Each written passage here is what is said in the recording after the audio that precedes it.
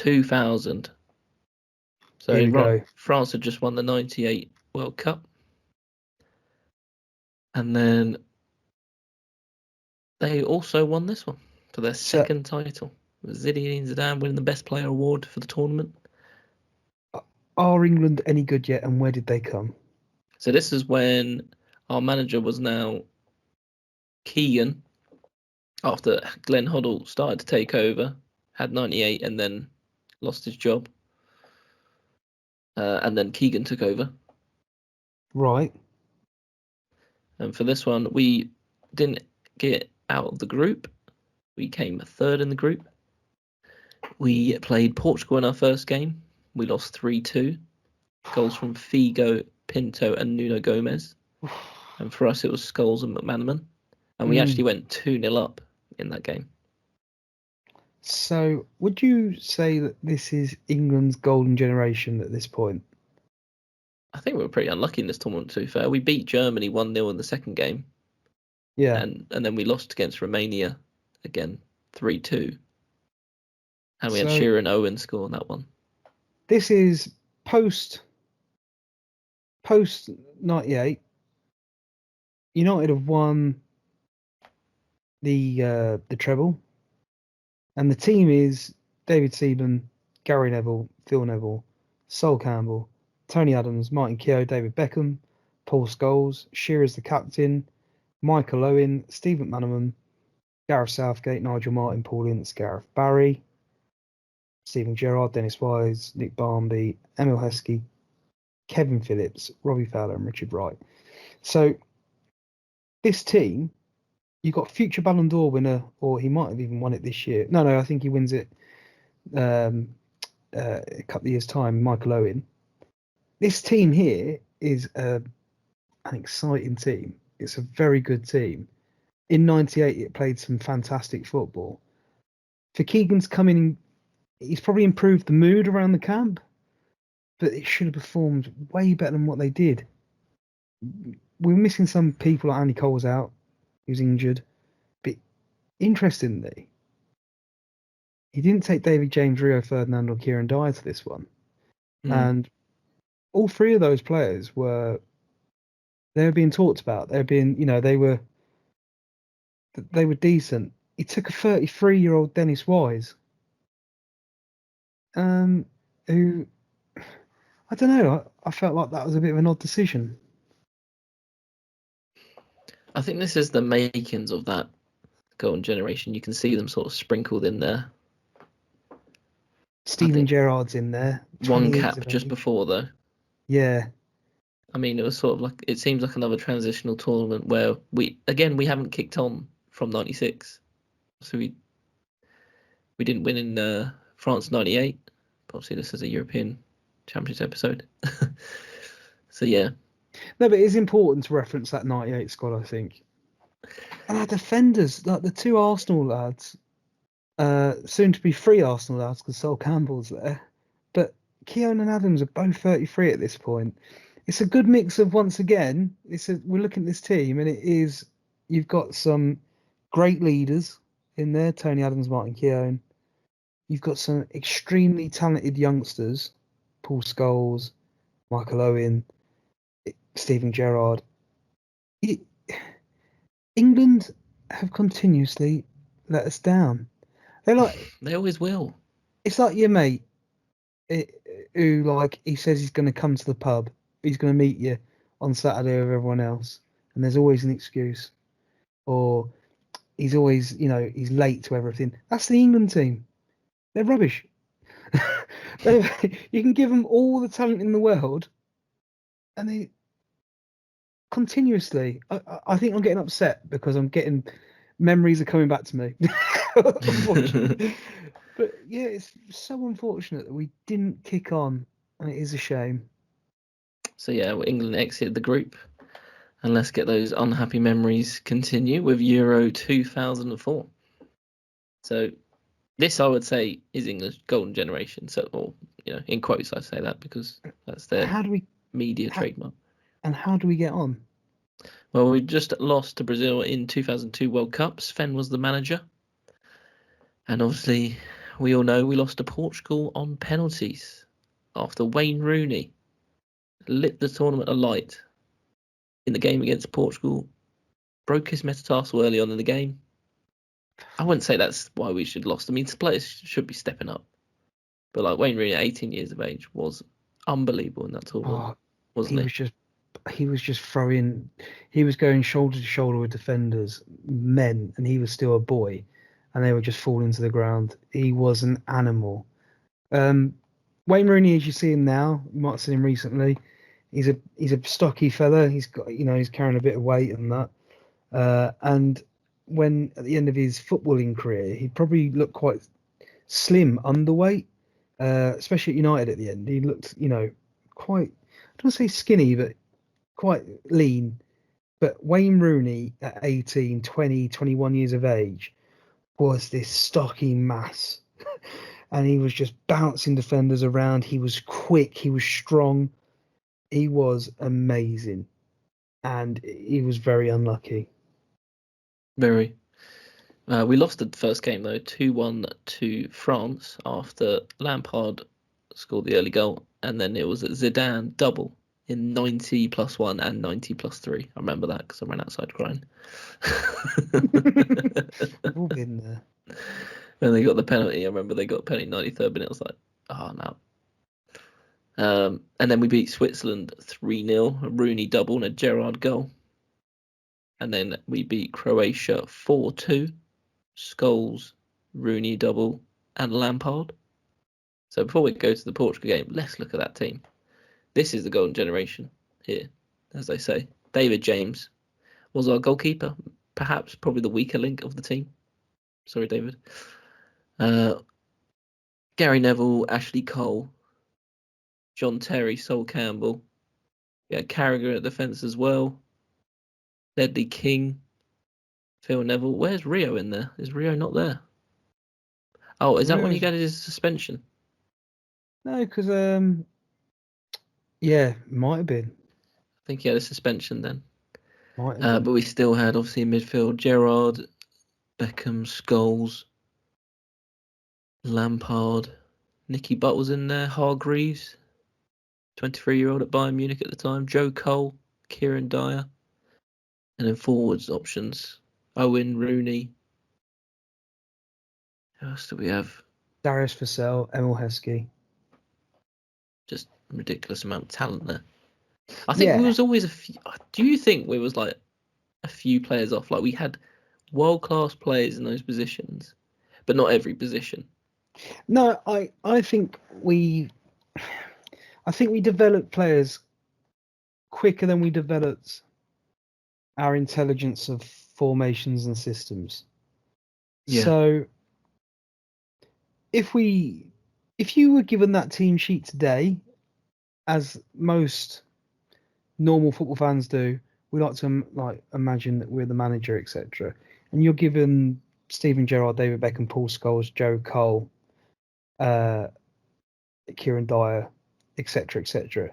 We now know the importance of inverted wingers. We now know having a 10 or having two CDMs and a central midfielder playing. You could make it work so much easier these days than what they were trying to do back then. Yeah, now, it's 4-4-2. Arguably, Paul Scholes hasn't quite evolved into that sit-in role. He's in transition himself from being a 10 to being like a player that sits back and conducts and runs the game. You've got Steven Gerrard's probably, as people have always known him in his pomp, an all-rounder in the middle. And Frank Lampard at 25, he's at Chelsea. He's perfectly capable of playing 10. So could we have flooded the midfield with those three and then had inverted wingers left and right? I think so. I think the likes of Joe Cole could have been moved into a wider position, or Kieran Dyer, or even Wayne Rooney moved into a wider position like he did at United with Ronaldo and Tevez. At the time, Sven was known for he loved celebrity. He loved the names. So a lot of his team sheets were arguably being picked on that basis. Yeah. But yeah, England fall at the quarter-final stages in this one. Owen scoring again early, another early England goal. I reckon we sat back again. Postegas equalised in the 83rd minute, and then a Rui Costa goal and a Lampard equalised and made it 2-2 in extra time. Mm-hmm. Beckham famously missed the first penalty, and then Vassell missed the vital penalty at the end. You will never guess the top goal scorer of the tournament, by the way. Ooh. Bella Wheel. Oh. Top goal scorer at this tournament. Louis Saha. No, he played for Czech Republic, and Ooh. he was a Liverpool player. Did he? Where's the Czech Republic squad on my team? No. Milan Go on, Baros. Yes. Milan Baros.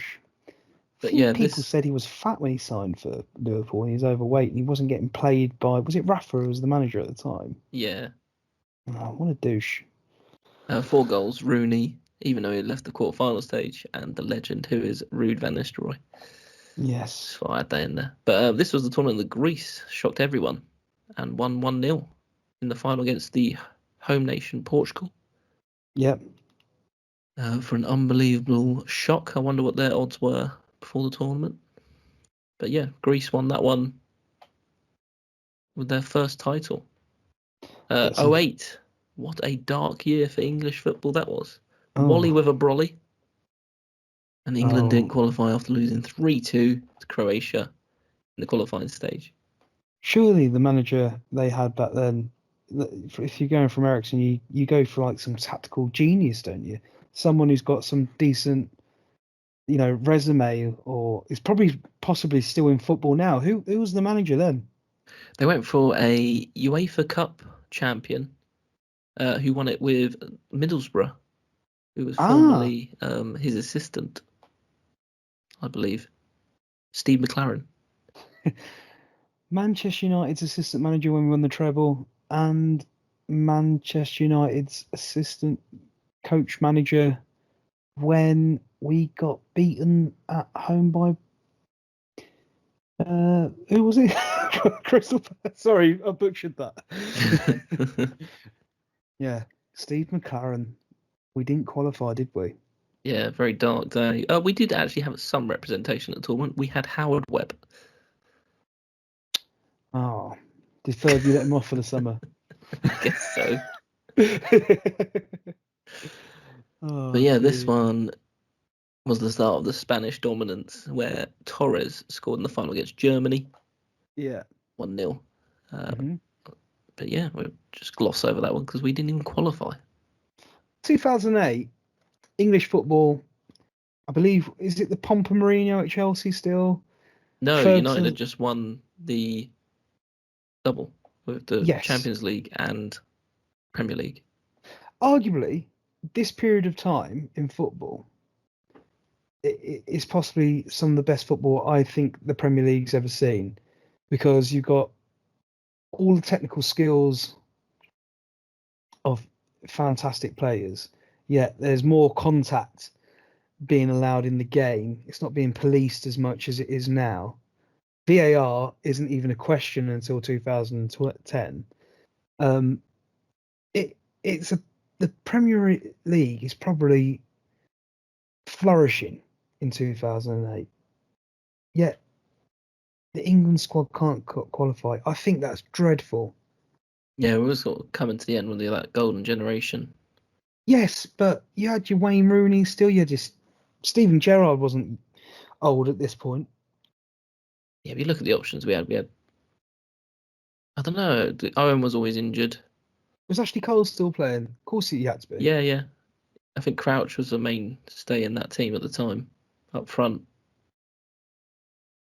Defoe, obviously. Walcott, perhaps. See, coming through. We talk about golden generations, but the players in 2008 that would have been available, they wouldn't have been awful.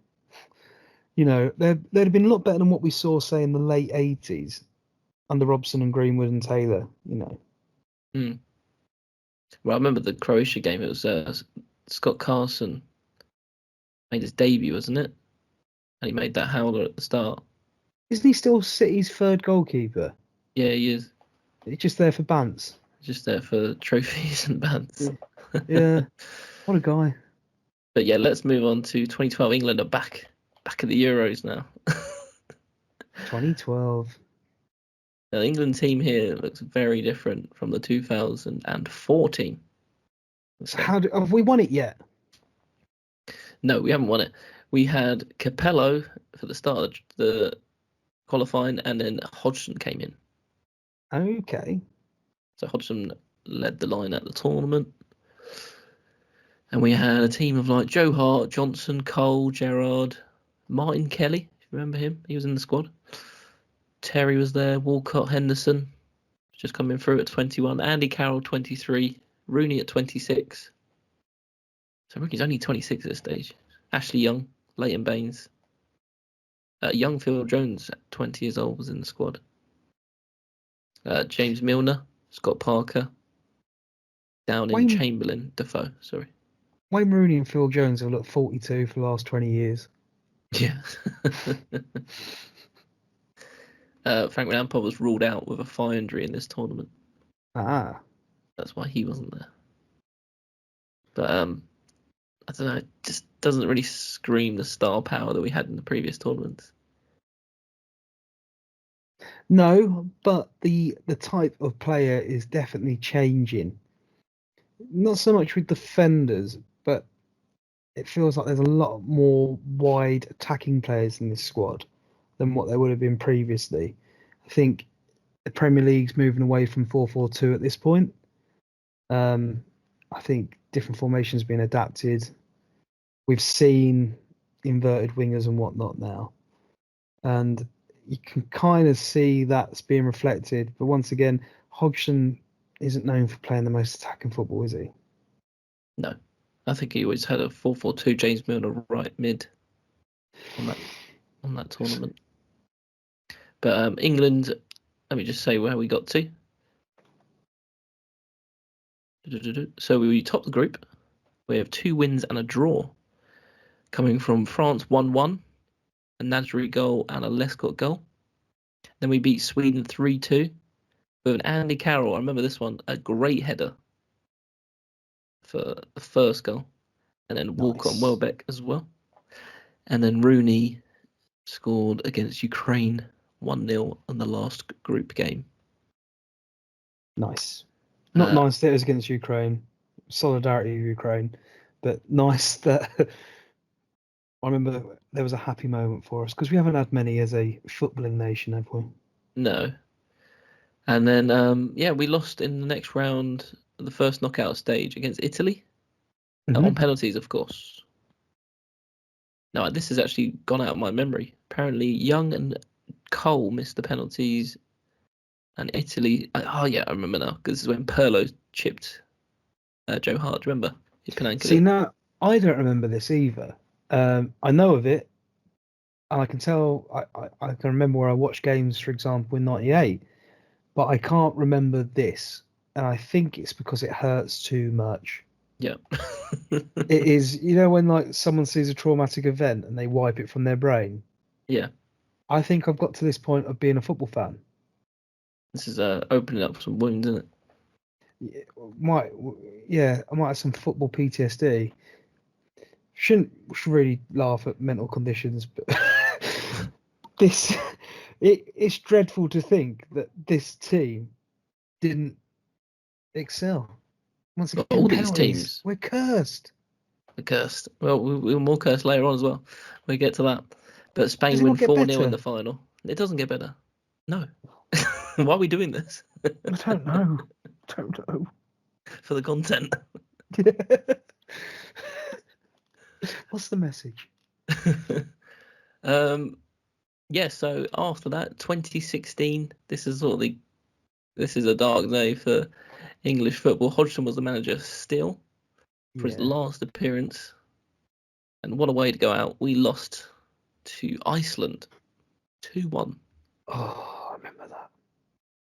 The And claps. if you watch the overlap, they were talking about it in the latest episode released recently with Rooney, just about he had no confidence that they would score in the last 20 minutes against Iceland. Dreadful. But yeah, England beat Wales 2-1. Remember that because I was in Portugal at the time. The last minute Sturridge goal. Mm-hmm. And then a 1-1 draw with Russia and a 0-0 draw with Slovakia in the group stage. Not very inspiring there. And then, yes, the dreaded game against Iceland. We lost 2-1. We scored first, 6-minute goal, 18th minute goal, and then we couldn't score for the rest of the game. Now, do you know who the youngest player in this tournament was? 2016. Yeah. Can I have the nation? England. Not Harry Kane, is it? It is a young Marcus Rashford at 18 years of Marcus age. Rashford. And Of the course, he oldest came on against coach. Wales. Yeah, the oldest coach was Roy Hodgson at 68. So, for example, the clubs that supplied the most, the four clubs that supplied the most players to this tournament, three of them were English, one of them was Italian. That was Liverpool, Juventus, Tottenham, and United. So once again, England has a fantastic pool of players, and we get beaten by a nation. I think it's only, is it half? I don't even know how many. Might not even be 1 million people that live in Iceland. Yeah, it went great. I just think that England never really have that sort of fight and grit. Like I was just looking at the Wales team here. They got to the semi-final purely on passion and desire. Like they Yeah, didn't have the players there. is that? I often wonder. Yes, is it that? Obviously, we Or did have it in stages like throughout the years. are 96. we are we a bit ignorant of? Oh, the Do media we? is. Yeah, the media definitely is, but does that kind of echo with our decisions, our footballing decisions? Perhaps. But yeah, It's we definitely overhype our players, don't we? yeah, definitely. We kind of find a player and then the media latches onto them, builds them up, and it can't wait to bring them back down again. And like, It's like Kobe Mania at the moment. Do you remember like after the World Cup, after the FA Cup final, they yeah, were like saying, "Oh, how far could go?" Ten Hag was on the thing, just calm down a bit. Yeah, yeah. he's 18 He years called old, out the 19 English years old. media, Yeah, he called him out. and it was great. Like, it's fantastic to see. We are a little bit. I think we're a little bit. We've got some arrogance in our ignorance towards football in other countries. Yeah, We kind of look at Italy, Spain, and France and Germany. I don't think we look further than that at other places. The amount of times that Eastern European countries, for example, have outplayed us in tournaments and competitions, and it's mainly due to, I'd say, a little bit of our ignorance sometimes. yeah, I think so. But this was the tournament when it was in France, and so the lights were Yes, left on overnight, and all the moths ascended to the stadium for the game. And there was no, like hundreds of millions of moths at the stadium. And it was when Ronaldo got injured and had the picture of a moth on his face. yes, it's the tournament where Ronaldo molded into Sir Alex Ferguson in that game, where he starts tapping his watch and Yeah, directing as the manager on the sideline. yeah, he was like What the did you? second manager, wasn't he? But yes, Portugal And won that. Adair scored, if you remember that game.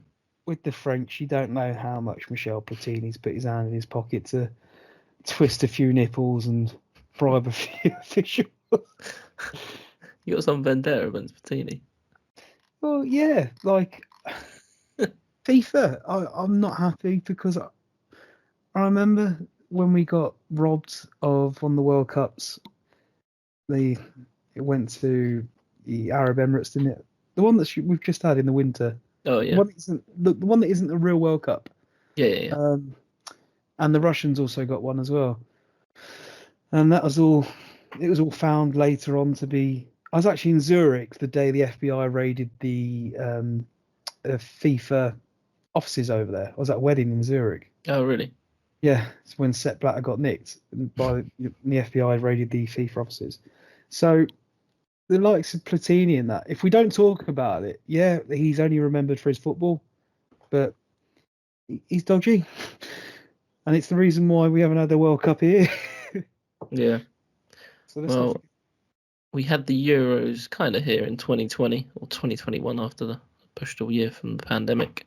Yeah, we had the final of quite a few of the games, didn't we? Yeah. And then we This went and is ruined that. yeah, we'll get Yeah. onto that. So Plonkers. Gareth Southgate now in charge of England. We got to the semi-final of the World Cup, lost to Croatia, and then we're at the Euros, the home Euros. England had to win. Best team there, well, apparently. Did we win it? No, Oh, we came runners up. I remember. We all know. We erased it from our memory, but we're bringing it back up. We start off the group stages. A 1-0 win against Croatia. Sterling scored. And then a 0-0 draw against Scotland. And then another 1-0 win against Czech Republic. And another Sterling goal. We beat Germany 2-0 with Yes. Sterling and Kane double. Last 15 minutes of that game. It was fantastic. Then we went to Rome and played Ukraine, beat them 4-0. And I remember Southgate really changed the team in that one a little bit. Brought in some players that didn't play the others. So like I think Henderson came in, Sancho played. But obviously the mainstays were there. So Kane got 2, Maguire and Henderson. It was the best of times. It was the worst of times. And then That the semi-final. summer. 64,000 Wembley Stadium, beating Denmark 2-1 after extra time with the penalty that Kane got late on. He missed the penalty, then he tapped it in. Mm-hmm. And then, yes, the game I've never rewatched. Italy won, England won. England, again, scoring early. As I've said a few times in this episode, scoring early and perhaps sitting back or what, changing their mindset. And Bonucci equalised in the 67th minute. And it went all the way to penalties. I don't think I've forgiven the England team for not winning that game. You've got essentially 90,000 because people just, that was when 20,000 people got in the stadium. So the stadium was basically full. Yeah. Cheering So you on to get the goal, and they didn't. the world had just gone through because, okay, yeah, it was Euros 2020, but it took place in the summer of 21 because of the COVID pandemic. So the world had just been locked up for a year, and then all of a sudden it's like, here, have a sporting event to keep you busy. So the country went crazy. We'd been locked up, and we had such a great run to the final. I remember watching the games at the local rugby club where I was, and they put a marquee up, and there had to be about 500,000 people in this marquee. And it become gradually more and more people, more and more screens had to be put up because it's where everyone went to watch the games. And I remember watching the Germany game down there, the Denmark game, strange men hugging other strange men because in real life we're not allowed to be in control of our feelings. We have to use football to get it out. And it was majestic at the football. Like it was such a great time. And then the final happened, and Bonucci grabbed the collar of Saka. He should have been sent off for that. That was ridiculous. Chiellini it was. Chiellini, edit that. So yeah, Chiellini grabbed Saka's collar. Should have been a sending off, easy. And it just seemed to not be our day. I remember there were some positives. VAR in that tournament was superb. It was in that tournament, wasn't it? That's why. Yeah, was it? I got no idea actually. I know it I was in the think World Cup. I So it think might have been VAR was in introduced. that tournament, and Yeah, it might have been the it was first one really, introduced. and it felt like it was used well because in the Premier League at the time it wasn't being used well. It was still, for example, it was having real teething problems. Christian Eriksen also had his Oh yeah, his seizure. Was it? I don't know what the heart medical attack, term wasn't it? was. It cardiac arrest? Yeah, and his cardiac arrest in the early group games. I remember watching that game, and maybe the cameras should have gone back to the studios at some point. Yeah, it wasn't good. It it was gripping television. You couldn't look away. But at the same time, it was like, my God, something really bad is happening. I'll always remember that. And then to find out he made a full recovery was fantastic too. Yeah, wasn't. I think there was questions like the tournament should just be scrapped after that. Yeah. But yeah. But England, Luke Shaw, early goal. Yeah, let's just have a quick look at the England squad. Probably kind of similar to the squad that's just been announced. We had Bellingham at age 17. I don't know if he played many of the games that tournament really, but he just had 4 caps before that. Saka. Bellingham went to that tournament. Yeah, Saka was there 19. Obviously we had Pickford, Walker, Luke Shaw, Declan Rice 22.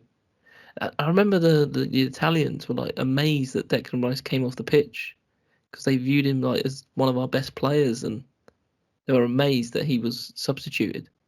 Yeah. I remember reading that. They couldn't believe it that Southgate had substituted him because he was doing such work in midfield. It's funny that's how we view football, isn't it? Like there's like an English way of viewing football as a game, and other nations have different philosophies, different systems.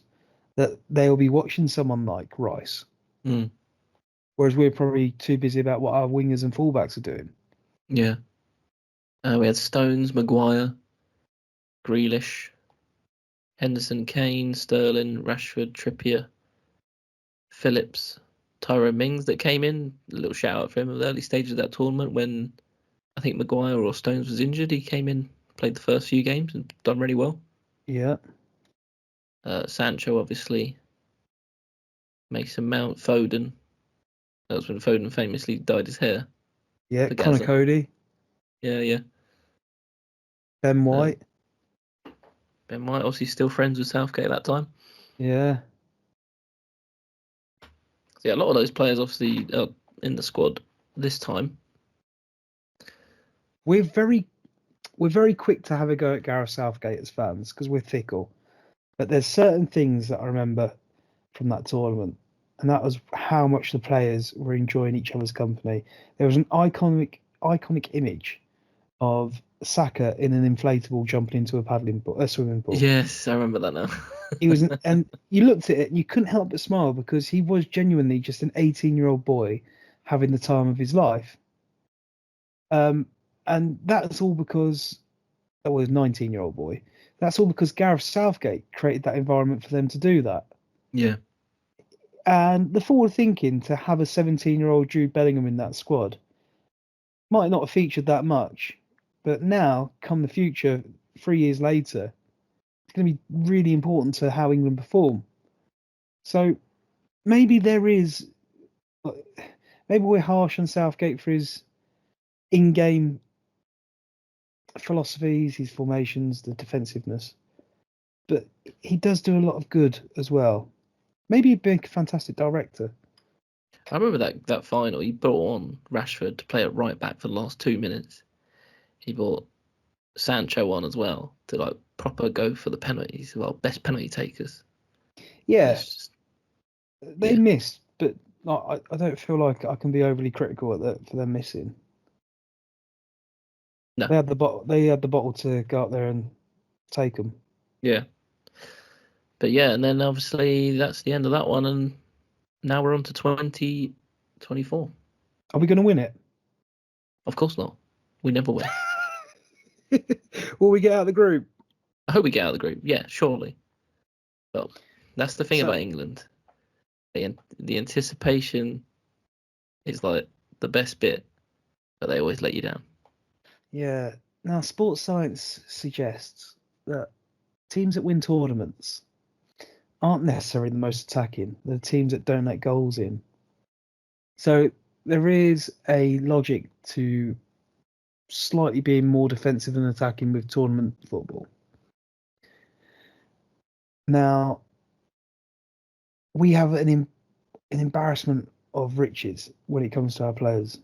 They've got some fantastic players. I feel like Gareth Southgate's going to have a real headache at picking his first 11 to That's get a a good balance. thing, though, isn't it? Yeah, but I wouldn't be surprised if some players who are cemented in people's heads as must-play players are sacrificed. I think someone like Saka's important. He's had some time at fullback in his career previously, so if he plays in a wide position, hopefully the argument can be made, oh, Gareth, you don't need another defender because Saka can defend. but yeah, it's gonna be tricky. What do you think the starting 11 is going to be? It depends what formation he plays. Well, let's say he plays a 3-5-1-1. 3-5-1-1. That's a 5 at the back, isn't it? I don't think he's going to play that Depends on this your time. mind. It depends on your mindset. He should play Pickford. Let me look at the team. So you got Pickford in goal. Yeah. And then you've got Walker right back. And then you can only play Maguire and Stones.